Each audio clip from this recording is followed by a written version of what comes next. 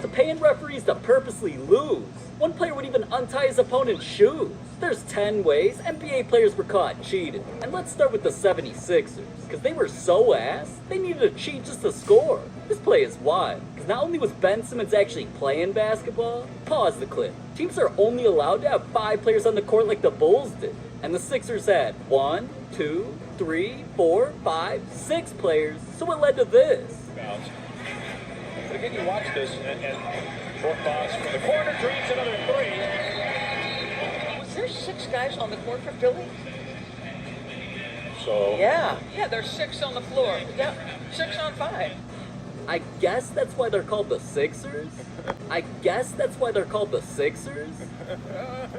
But at least that play didn't get him fined, because J.R. Smith's cheating scandal cost him over $50,000. Here's where the cheating began.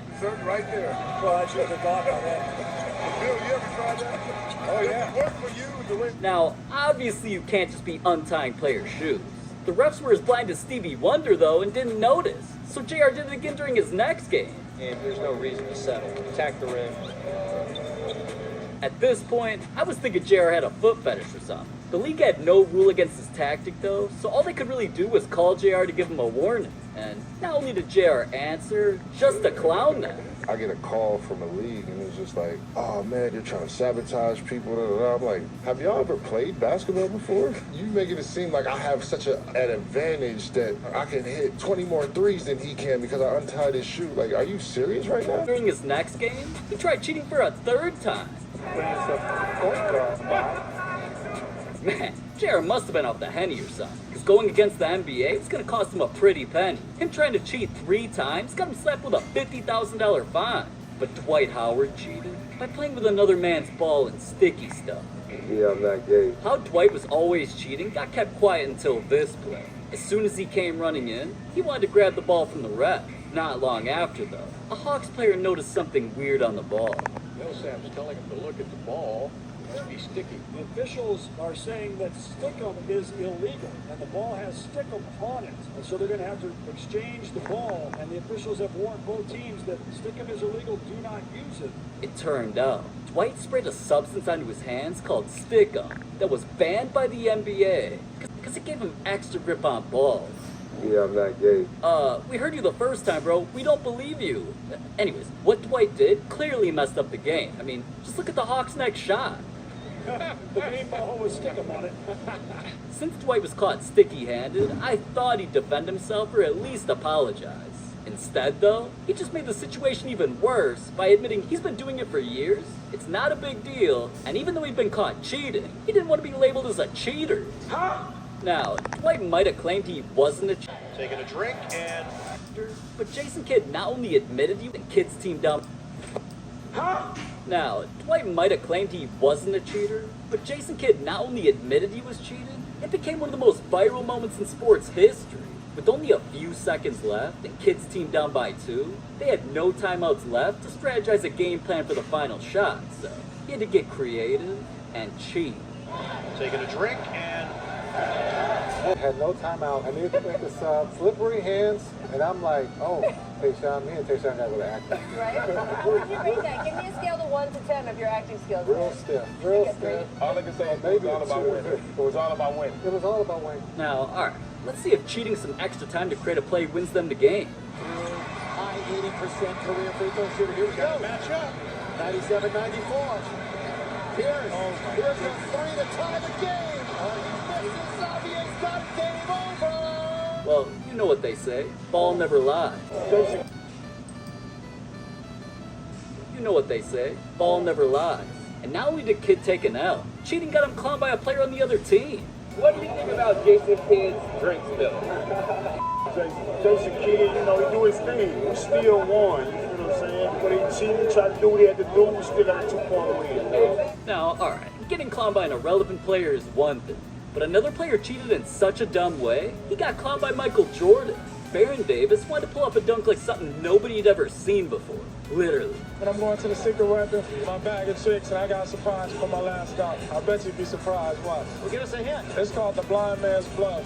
Now, Baron was definitely bluffing alright, because as you can see, He was supposed to be blindfolding himself to where he couldn't see during his turn to dunk, but not only did he get exposed for cheating before he even dunked, Look at that hole right there. I can see your hole, big. I can see your hole, big guy. dude still went through with it and pulled up the worst dunk attempt in history by literally airballing the dunk. This had Michael Jordan in the crowd laughing at dude, and instead of Barron admitting the truth, he tried lying. They're giving a lot of grief saying you could see through that. Obviously, you couldn't. Look at this, man. You can't see no holes. Ain't no holes in there. I couldn't see. You know, you could have cheated, put some holes in there. Nobody would know the difference. Oh, well, I guess I messed up. Bro, I know holes when I see them. Barron's a fool for that. But how DeMar DeRozan cheated? Got his daughter banned from NBA stadiums forever. For you to understand how crazy his cheating is about to get, let's look at the code of conduct that all fans must follow at NBA games. Because there's a few things that aren't going to be followed. 1. Fans and players must respect and appreciate each other. Yeah, I'll let you be the judge of that. And 2, guests will enjoy the basketball experience free from disruptive behavior. Well, DeMar must not have gotten the memo before one of the biggest games of the year when he decided to let his daughter pull up. When she was getting out of school, she just said, Dad, can I come to the Toronto game? I almost said no because she in school. She kept asking, and I just said, you can miss one day of school and I'll come to a game, and I'm glad I did. I owe her some money for sure. Now, DeMar knew that if he lost, his season would be over. So he let his daughter help him cheat to win, where every single time she watched the Raptors shoot a free throw, she screamed as loud as she could. Do a game. If he steps the wrong way or something. Visit to Florida State basketball. Patrick said I was down for whatever Coach Hamilton. This guy thinks he could do more on Third and fourth period. Said very much. That is the daughter of DeMar DeRozan. And here's the voice you're hearing when Raptors shoot. She's screaming. All of that caused the Raptors to have one of the worst free throw shooting performances in history, 18 for 36, literally 50%, which is way more ass than their usual 78%, and it led to them losing. The screams obviously helped the Bulls pull off a win, but while some fans were okay with how she acted, there were also a lot of fans criticizing her for cheating. So not only did she need to get escorted out the arena by security, the Miami Heat wouldn't even let her show up to the next game because she was banned. 10. Using a 4th grader to cheat is crazy. Sometimes players cheat using their ears when they sneak into their opponent's huddle. Lance Stevenson going over into the huddle. And if I'm the other team and he comes into my huddle, I have no problem with one of my guys coming over and physically accosting him. Is Booker involved with the Cavaliers huddle? And Toronto says, hey, wait a second. You're not supposed to be here. Thomas just ready to go.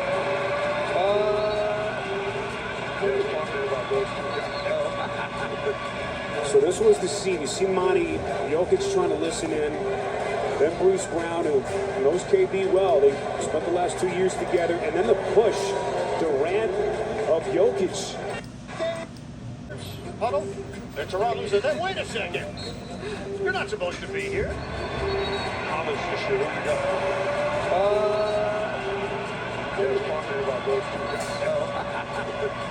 So this was the scene. You see Monty, Jokic trying to listen in. Then Bruce Brown, who knows KD well. They spent the last 2 years together. And then the push, Durant of Jokic. I mean, Durant's not that strong. He's not that strong. Alright, ain't no way KD's twigs are throwing a 300-pound dude like that, unless he was secretly on something. Which kinda reminds me of another NBA player who accomplished something so impossible, the league forced him to get drug tested. Even though Donovan Mitchell's been a star player for years because of plays like these. It seemed like the NBA forgot he was actually good at basketball when he was traded to the Cavaliers, because they didn't believe it was naturally possible for Donovan to do something historic until they got stunned by his matchup with the Bulls. Mitchell pulls up. He knocks it down. Takes out Caruso for a long three. Mitchell inside. His floater doesn't go. He gets it back, puts it up and in. Donovan Mitchell. Team has 2 timeouts remaining. Mitchell. Right past the lead. Mitchell to the basket. Puts it up and in. Donovan Mitchell show. Mitchell for 3. Unbelievable. He gets it. Mitchell steps back. Knocks it down. Wow. An ear-to-ear grin on that line, and there it is. 71 points while barely missing a shot and the win. This was also the most points any player scored in nearly 17 years, right behind Kobe's 80 other team and he comes into my huddle, I have no problem with one of my guys coming over and physically accosting him. Kind of reminds me of another NBA player who accomplished something so impossible, the league forced him to get drug tested. Even though Donovan Mitchell's been a star player for years because of plays like these. It seemed like the NBA forgot he was actually good at basketball when he was traded to the Cavaliers, because they didn't believe it was naturally possible for Donovan to do something historic until they got stunned by his matchup with the Bulls. Mitchell pulls up. He knocks it down. Shakes out Caruso for a long three. Now Mitchell inside. His floater doesn't go. He gets it back, puts it up and in. Donovan Mitchell. Team has 2 timeouts remaining. Mitchell. Hey! Pass was made. Mitchell to the basket. Puts it up and in. Donovan Mitchell shows. Mitchell for 3. Unbelievable. He gets it. Mitchell steps back. Knocks it down. Wow. An ear-to-ear grin on that line, and there it is. 71 points while barely missing a shot and the win. This was also the most points any player scored in nearly 17 years, right behind Kobe's 81-point game. For Donovan to do something so extraordinary should have been the proudest moment of his career, but it raised red flags to the NBA and they ruined everything. The NBA's drug testing program apparently gets triggered when players give them a reasonable cause to get tested because they believe a player is using a prohibited substance. So, Donovan admitted he got drug tested on Twitter, and the results of the test were kept quiet until eventually the NBA just claimed his 71-point performance shouldn't have even happened because he cheated another way. When the Cavs were down by 2 points with 4 seconds left, Donovan tied the game by purposely missing a free throw and laying it up. Here we go. He missed it. But the NBA tried to say that he cheated by jumping over the line before the ball hit the rim, and that anything after this shouldn't have counted, and he should have ended up with only 58 points. Even the other team's coach claimed he cheated. Unequivocally, he's crossing the line on the basket before the ball there touches the rim, and he just... But the NBA tried to say that he cheated by jumping over the line before the ball hit the rim, and that anything after this shouldn't have counted, and he should have ended up with only 58 points. Even the other team's coach claimed he cheated. Unequivocally, he's crossing the line on the basket before the ball there touches the rim, and he just shot it and, really kind of beat Patrick, and I think part of the reason why he beat Patrick is he went in there too early.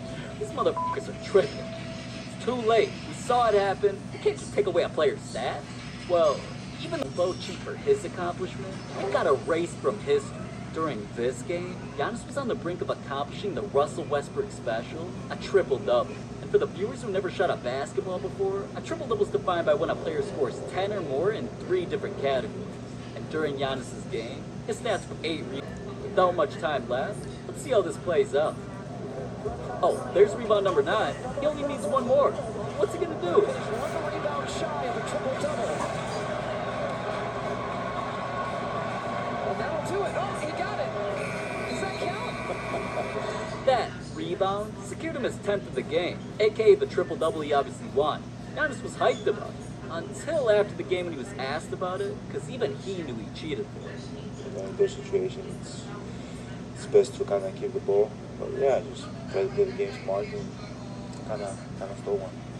So once Giannis winked at a grown man and admitted he stole that triple-double, the NBA did not let that slide. They rescinded, meaning they took away his rebound. The NBA's full explanation on what rule was violated stated the player has to shoot with the intent to score for it to count as a rebound. And Giannis clearly threw the ball off the bottom of the rim just to create the rebound. Therefore, Giannis ends up with 9 rebounds and no triple-double. Now, alright, as bad as the 2 players who teamed up to rig playoff games.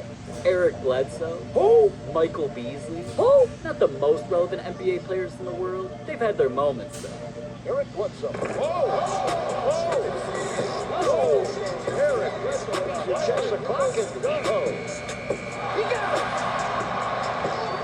Despite plays like those, they eventually got tired of constantly being traded and passed around more NBA teams than Kendall Jenner. So they packed their bags, flew to China and teamed up on the Shanghai Sharks. This was damn near already cheated, because Beasley was dominating trash cans, and Bledsoe literally became the second coming of Black Jesus when he dropped 51 points, 18 rebounds, and 8 assists in a game. So you'd think there'd be no reason to actually cheat. They didn't cheat to win. They cheated to lose. Coming into the CBA playoffs, Bledsoe was dealing with a 4-game suspension. So the Sharks wanted to lose enough games on purpose so he'd be able to be back for the next series. Things rebounds and 8 assists in a game. So you'd think there'd be no reason to actually cheat. They didn't cheat to win. They cheated to lose. Coming into the CBA playoffs, Bledsoe was dealing with a 4-game suspension. So the Sharks wanted to lose enough games on purpose so he'd be able to be back for the next series. Things got really suspicious during this game though, when it seemed like their opponents were purposely throwing the game away by not trying to win, even though they were up. They did some of the dumbest, unprofessional looking turnovers I've ever seen.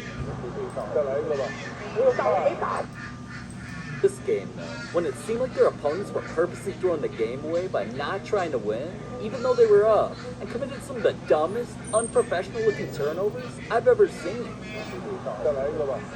大卫没打进啊，这个球没进啊，又抢下来，我这里来比赛再一个放弃，